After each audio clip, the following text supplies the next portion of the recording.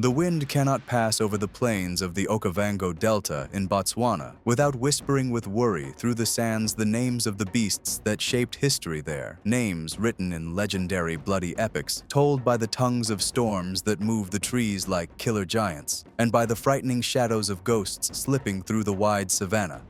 Here, in the heart of the African wilderness that breathes the barking of angry hyenas and the roar of defiant kings, the epic was born that changed humanity's understanding of lions forever. It is the tale of the lioness who was not created from flesh and blood alone, but from fire, tears, and a motherhood that never dies. She is Madtowo, the lioness defined as the mother of lions. The legend whose story was carved on the face of the earth as commandments are carved into stone. The one who fought a war against death itself so that it would never be said that a mother's heart can be defeated. So come with us.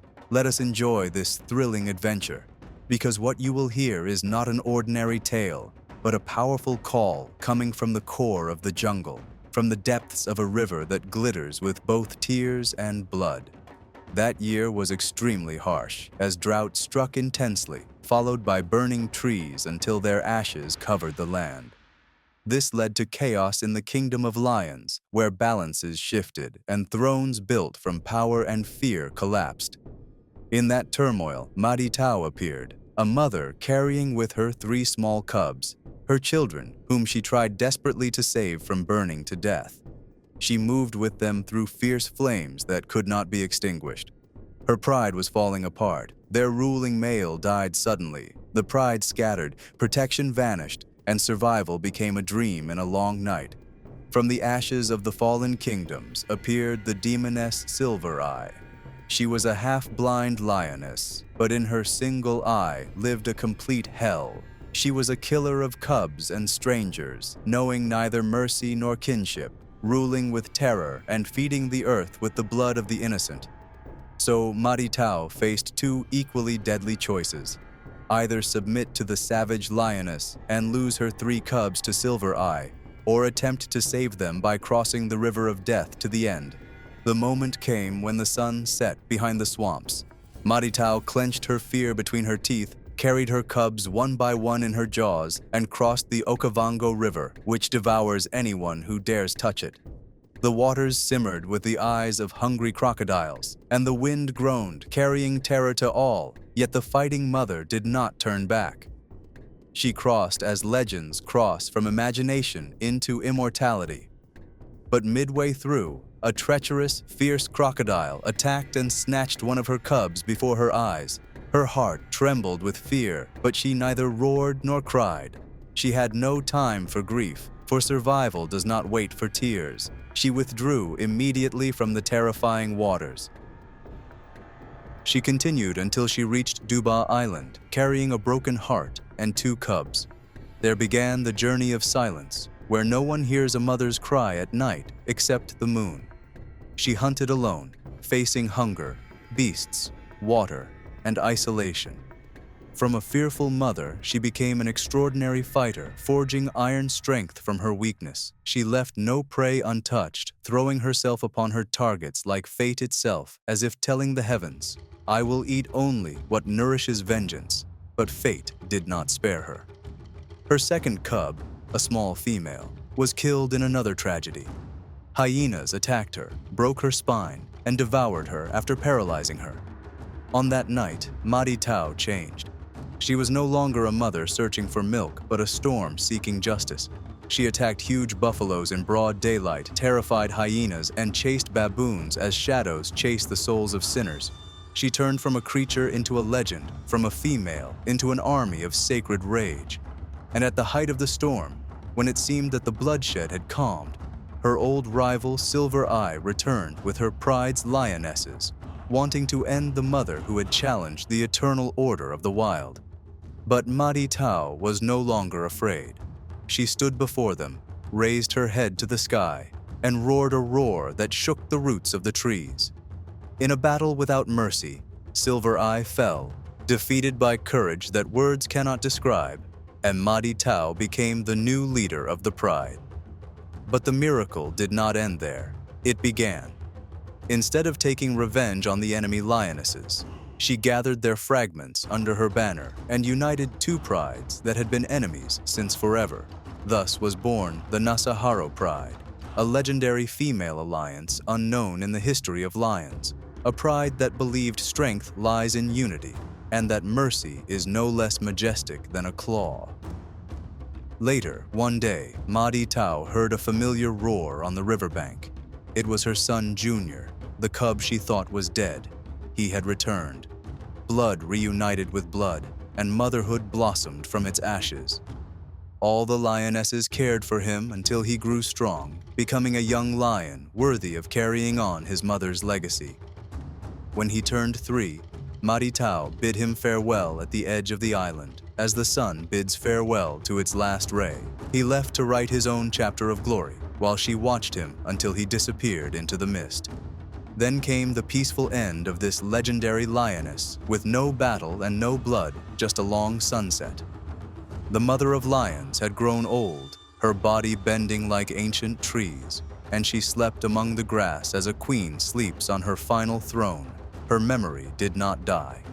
Every roar in the savannah carries something of her spirit, and every mother fighting for her children is a shadow of her. This is not the story of a lioness, but an epic of immortality, one that taught us that motherhood is not weakness, but the most beautiful form of strength, and that those who love until the end never die. He was called the Gray-Eyed, the terrifying lion whose deadly gaze takes your breath away. He became famous in Kruger National Park as the most skilled lion in hunting, expansion, and land acquisition. He is Maposa, the lion with an eye-colored gray close to blue, which stirred much speculation.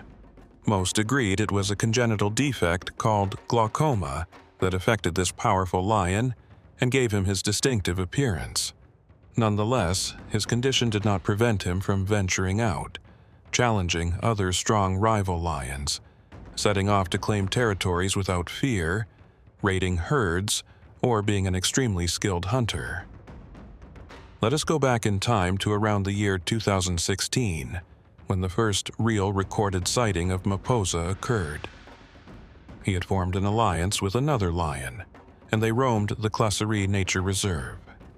Their sighting was documented for the first time then, and it is believed they were about 4 or 5 years old at that time. Despite being merely fierce young cubs, they managed to take over the area and expel 3 older and more experienced lions, known as the Trilogy Coalition. After being forced out of their usual territory, 2 members of the coalition continued to appear regularly in the northern part of the Thornybush Nature Reserve. Maposa and his companion later took over the Monwana Pride. Shortly after, a deadly encounter with a massive and aggressive buffalo led to the death of one of the Trilogy males, who had wandered far from his previous territory.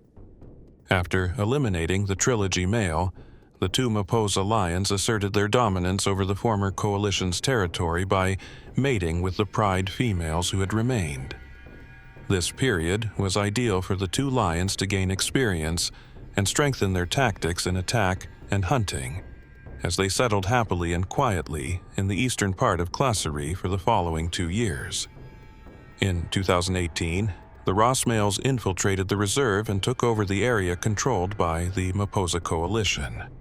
At the same time, Maposa and his companion had disappeared, and rumors circulated that Maposa had tried to flee and survive alone after being injured while trying to hunt a violent, massive buffalo. Shortly after, tour guides in the Thornybush Reserve began regularly spotting Maposa again. As usual, he was seen patrolling the central and eastern parts of the reserve, marking his territory and reaffirming his dominance over the new area.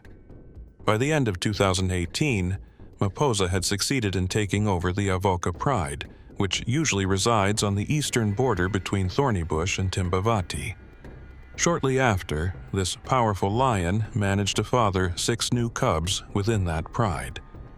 At this point, one of the Trilogy males was seen, old and weak, still roaming the northern part of Thornybush. Although he seemed dominant in that northern area, he was later spotted wandering beyond his territory. It is believed that during one of these exploratory trips, he encountered Maposa, and it is assumed that they fought an extremely aggressive battle for dominance and to assert presence. The trilogy male was severely injured and eventually died due to complications and pain from those wounds. In late 2019, 2 new young male lions appeared in Thorny Bush, known as the Shikukutsu males. Strangely, after monitoring, they were seen with Maposa without any conflict among them. On the contrary, the 3 males formed a new coalition, bolder, more violent, and eager to expand, launching raids deep into the northern parts of the reserve. The young Shikukutsu males were considered extremely strong and impressively skilled hunters. Their great boldness confirmed their dominance in northern Thorny Bush, and they are now fearlessly exploring the far south.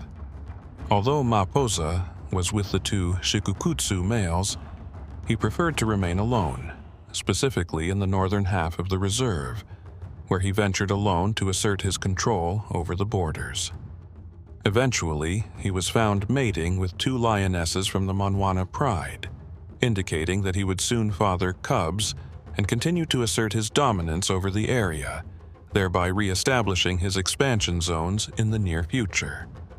Nevertheless, nothing is guaranteed in the harsh wilderness, where even the mightiest beasts must face numerous crises and adapt to death that lurks everywhere. The wild has proven, through many coalitions, how hard it is for lions to remain dominant forever. They must accept the reality of weakness, aging, or the risk of injuries and diseases that often claim the lives of even the most resilient lions in the vast, dangerous, trap-laden lands of Africa. When we look back at the strongest coalitions among lions, we must not forget one of the most powerful and fierce alliances. This remarkable coalition, with its unusual nature and behaviors, formed by a father and his 5 sons, a rare occurrence among prides of lions across the vast plains of Africa, especially in Kenya's Masai Mara. This is the Notch Coalition, which became a rich subject of study in African folklore. As is known in lion society, the dominant male often expels his sons, so none can overthrow him or take control of the territory, the prey, and the lionesses. This is what highlights the unique skill of the Notch Coalition in managing its family. Notch, or Kali, which means fierce in Swahili, was born in late 1999 or 2000. He formed a coalition with a younger lion called Light Male. By 2004, the 2 were confident enough to challenge the Marsh Pride lions, famous from the BBC series Big Cat Diaries. They succeeded in defeating Simba and Blondie, taking over their pride with full force. As usual in the Lion Kingdom, they killed the previous cubs and sired their own through the lionesses. In mid-2005, during a period of calm, 3 strong male lions attempted to invade the Marsh Pride. After a brutal fight, Light Male was killed by the invading lions. Many expected this to be the end of Notch, but against all odds, the strong lion did not give up. He kept his territory, hiding and keeping his distance while remaining close to the lionesses. The Notch Pride had 8 cubs when they were attacked and displaced in 2007. But something unexpected happened. When Notch was forced away from the Marsh Pride, he went to join his sons, 5 nearly grown male cubs who had barely survived after being separated from their father. They had been wandering the wild alone. Notch cared for his sons, Notch II, Mighty Long, Ron, Caesar, and Grimace, for more than a year until they reached full adulthood and became formidable males. Notch was 9 years old when the Reign of Terror began in Masai Mara in 2008. The mighty lion created a fierce coalition rarely seen in the reserve.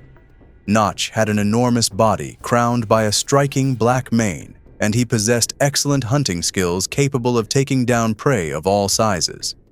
For wildlife enthusiasts, failing to spot Notch and his 5 sons was a huge disappointment.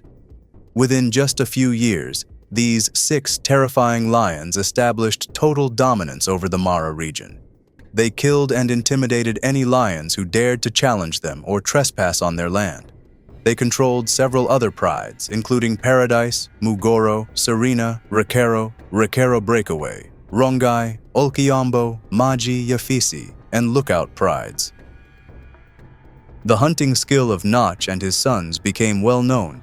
During one battle for dominance, Notch and Notch, too, attacked Fang, a massive lion whose appearance did not reflect his courage. When his territory was invaded, Fang could not stand against the two ferocious lions and fled for his life, unlike the lionesses, who fought a desperate battle for survival. The females managed to overpower Notch and Notch too, forcing them to retreat. After the females saved the pride, Fang returned. But Notch considered that loss an insult. He came back with Caesar, Ron, and Grimace. You could sense the power, hatred, and dark intentions of the Notch coalition.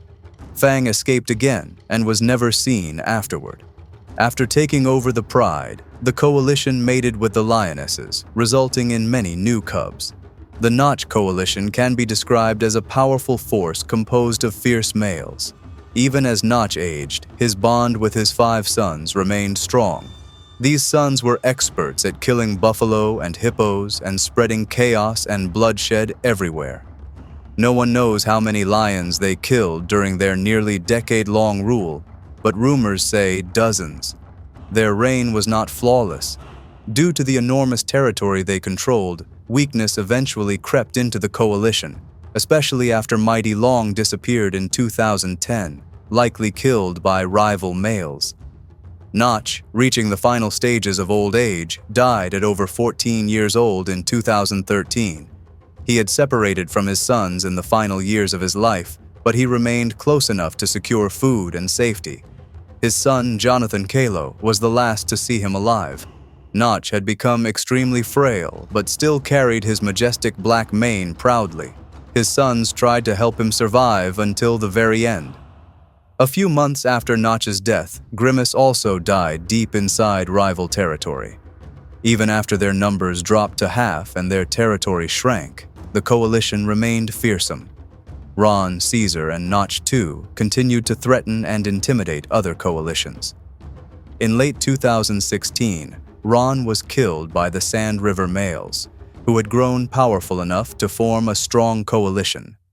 Caesar died in 2017 after developing a limp in his hind legs. Notch too remained the last survivor, leaving his lands quietly and living alone. Rumors spread about his death, but he reappeared months later, alongside Spearboy, his handsome and fierce son. History seemed to repeat itself. Notch too realized, as his father once had, that teaming up with his young son increased his chances of survival. Notch too was already over 14 years old, just like his father before him. The father-son duo formed the Lookout Pride Coalition and stayed together for more than a year until Notch too disappeared, presumably dying at around 15, outliving his father. His son Spearboy later became a wanderer in the reserve. Before the coalition vanished, Notch's lineage produced several other coalitions across Masai Mara. His descendants, Caesar II, Ron II, Blue Eyes, and Dongo, formed the Recaro coalition, fierce lions who ruled 4 other prides. Notch and his sons remained some of the most famous lions in the world for many years due to their extraordinary dominance and power, leaving behind a legacy that attracted visitors from all over the world. Luangwa Valley in Zambia is a wildlife paradise that captivates hearts and takes breaths away. The valley stretches along the Luangwa River and is one of the best places to watch wildlife in Africa. With its incredible diversity of wildlife, including massive elephants, hippos, lions, leopards, and rare bird species.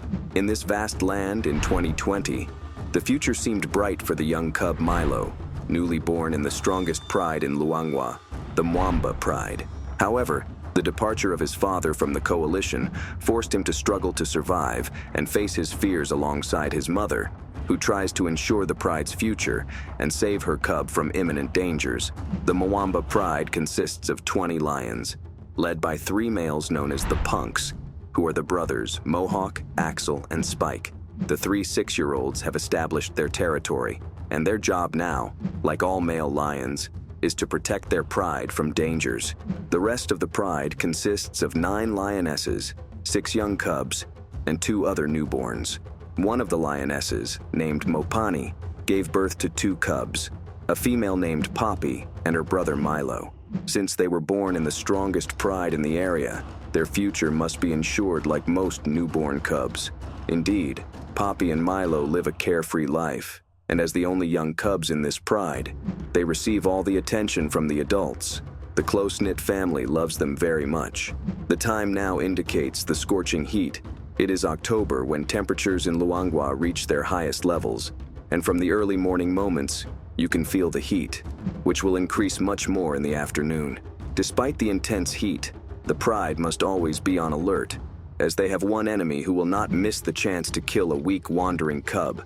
It is the leopard, the direct competitor to lions, which poses a significant threat to them and will try to kill lion cubs whenever possible.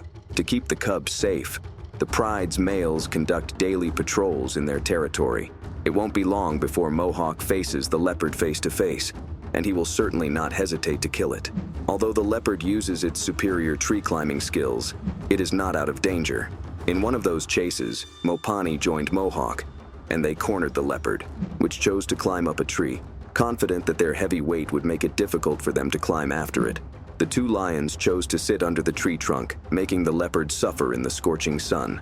After proving their seriousness by warning the leopard, the 2 lions head back to the pride, and the leopard later escapes after understanding the message. The pride's territory extends over 9 square miles. It is a beautiful mosaic of forests and savannas that form a unique, diverse mix of plants. All this beautiful nature is connected by the Luangwa River, one of the largest rivers in southern Africa, which is the only source of water. Because of this, many prey are forced to head directly to the Mwamba pride's doorstep, making this group's land extremely valuable, as the group specializes in hunting some of Africa's largest prey, primarily buffalo. As the sun sets and the temperature drops, a cool breeze prompts the group to move, then set off for a fruitful night hunt.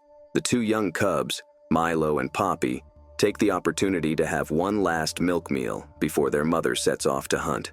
The group leaves the cubs alone all night, and the adults may sometimes be absent for 24 hours at a time, so they must wait silently. As hyenas and leopards become more active as darkness approaches, the cubs resort to hiding in dense vegetation, and they must remain quiet and not reveal their secret hiding place. As night falls, the place becomes beautiful, and the distinctive night world of Luangwa appears. Despite the darkness, the Mwamba pride is at its best, spotting the vast table of thirsty prey that has traveled here from afar and does not know the terrain that the pride knows well. The target of the night was the puku, a strong, meaty antelope that stands about 3 feet at the shoulder. An adult of these animals provides more than 68 kilos of meat, and certainly, hunting one animal will not feed the entire pride, but it will help as much as possible to set off to hunt other targets that have spread and lost in the darkness. The disappointing thing is that the puku runs at high speeds, and the lion's speed, which reaches about 64 kilometers per hour, will not help easily catch the puku again, or at least continue running after the fast prey. Once they launch their attack, all the puku will flee the area. Tonight, the puku was faster. The pride failed to catch it, and the prey defeated its predator. Like all lions, the Mwamba succeeds in only 30% of its attempts. Regardless, the pride always looks for larger prey to make up for the shortage. With the vast number of prey moving into the Mwamba's territory, they will have many opportunities to hunt later. By the time the pride returns, the sun was about to rise, and Mopani calls the cubs to tell them it is safe to come out of their hiding place. But there is no response from the cubs. The lioness heads to where she left Milo and Poppy, knowing the danger of leaving the cubs alone with other hungry predators around. Finally, after hours of searching, Mopani returns to the pride with only one cub, Milo, as Poppy disappeared the previous night. With Milo being the only remaining cub in the pride, this has severe consequences, as caring for the cubs in the pride requires help from all the lionesses. Lionesses usually synchronize their breeding, meaning mothers can help each other with cub care duties. Unfortunately, without this help, Most lone cubs like Milo are abandoned. In just a few hours, the pride's attitude towards Milo changes. One of the young cubs approaches with some threat to the small cub, and affection turns into bullying. Milo's world has turned upside down. Those who once protected him now scare him. Even Mopani, his mother, seems indifferent and does not intervene while the young cub hits her cub. For several days, the situation remained the same. It seems that Milo cannot get a moment of peace.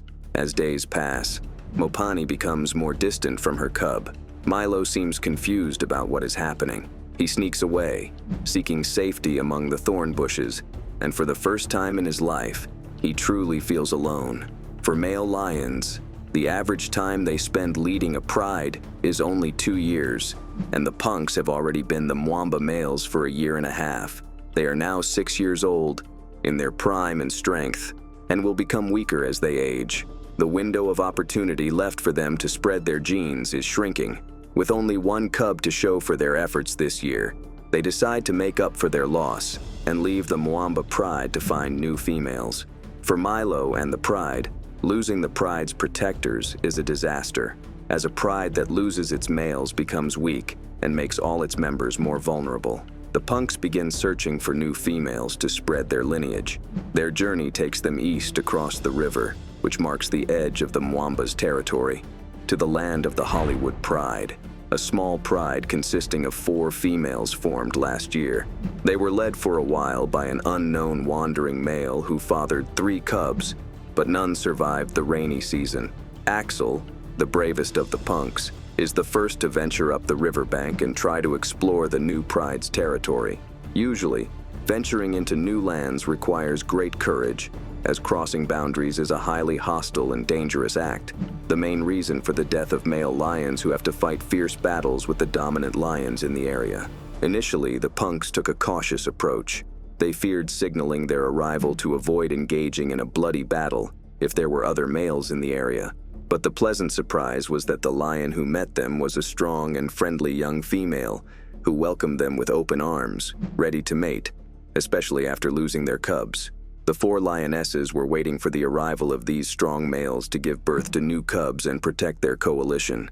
Indeed, it happened as the punks imposed their strength and control over the existing females. These males naturally need the females to carry out hunting operations. After the mating roars subsided, a large prey was spotted nearby. Mohawk intervened immediately with one of the lionesses who preceded him to the prize, but she conceded the prey to Mohawk. It is the tax of protecting the pride, as the females will bear sharing their prey in exchange for the punks' protection. The punks settled well 8 kilometers away from the Mwamba lionesses, who are having a hard time after losing the protection of the males.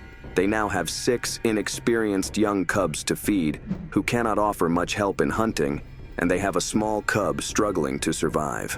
The dry season is the perfect time for lions to focus on hunting, as hunting around water becomes easiest. Despite this, the Mwamba lionesses failed to achieve enough kills to feed the remaining 16 members of the pride. Everyone is hungry, and soon Mopani will not have enough milk to feed Milo. If 5 days pass without food, her milk will dry up, and she will lose her cub. To feed everyone, a group of this size must hunt buffalo, which is the most ferocious herbivore in Africa, weighing over 600 kilograms. With thick skin like armor and horns designed to stab and kill a lion. It should not be underestimated at all. The lionesses may have speed and agility, but to bring down a buffalo, they need the weight and strength of the massive males, who do not usually participate in hunting, but would intervene when it required bringing down a large prey like a buffalo. Today, the Mwamba lionesses miss the punks' males. Despite repeated attempts to hunt buffalo, they fail again and again. But their desperation drives them not to stop trying. Clouds form as evening falls, and it's time for the Mwamba to hunt again. Preparing for the hunt, Mopani takes Milo to a hiding place, and as darkness falls, the group begins to spread out for surveillance and search for a potential victim. They manage to identify one of the prey, a huge bull. As the lionesses rush towards it, everyone tries to jump on its back and bring it down, but its immense strength and thick skin prevent their sharp claws from penetrating it. in addition to its deadly horns that cannot be approached. After this new failed attempt, the buffalo escapes to the swamp. Hunger strikes the pride again, while dawn breaks on Milo, who is still alone in the jungle. With the pride out hunting all night, this becomes frustrating for the hungry cub, and without siblings his age, Milo feels very lonely. He must learn to be vigilant and keep his eyes and ears open for danger, seeking shelter from leopards watching from afar and hyenas looking for something to eat. Fortunately, the pride returns from the hunt in time. With this large number of lionesses, the leopard will not try anything, even in the absence of the males defending the group. The October heat in Luangwa worsens the situation. It hasn't rained since May, but the clouds that started to gather are about to change the conditions. Indeed, the rain began, welcomed by the wildlife in all its seasons, bringing prosperity to the area and filling the pools with water. However, this falling prosperity has its adverse effect on the lions, as the prey that used to gather around the few water pools will spread out again. On the other hand, the punk's males disappeared for about a week before reappearing near the river. 8 days have passed since the pride last hunted. Mopani's milk will soon dry up. If the Mwamba pride wants to survive, they must lure the males back as soon as possible and start hunting some buffalo in hopes of catching one. Therefore, the pride must take a big risk, led by Mopani, as they will travel east in search of the males, crossing the river and entering the territory of the Hollywood pride. If the little Milo cannot keep up, he will certainly be left behind. Despite the rain, the rivers are still shallow, and the group is lucky to cross the river. But the deep water is not the main danger. This area is infested with massive Nile crocodiles, the largest crocodiles in the world.